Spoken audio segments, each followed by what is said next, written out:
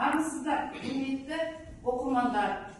Биыл Алаш қайраткері Ораз Жандосов Қиқымұлының туғанына 135 жыл толуына орай білім мен мәдениет қайраткері тақырыбындағы тарихи танымдық сағатты бүгін сіздердің назарларыңызға ұсынамын.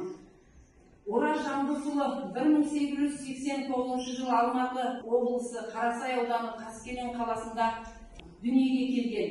Мемлекет қайраткері 1918 жылы Верный ерлер гимназиясын бітірген. Қазақстанда кеңестік билік орнағаннан кейін жетісудың үлгістер жөніндегі облыс бөлімін басқарды. 1919-1921 жылдары Түркістан Күпілсіз мұсылман коммунистер сессиясы облысы бюросының төрағасы болды. Жетісу облысы республикалық әскери комитетінің және облыс қолшы одағын басқарды. 1921-1923 жылдары Түркістан КПСС орталығының үгіт насихат бөлімінің меңгерушісі және қазақ өлкелік комитетінің екінші хатшысы болып жұмыстар атқарды.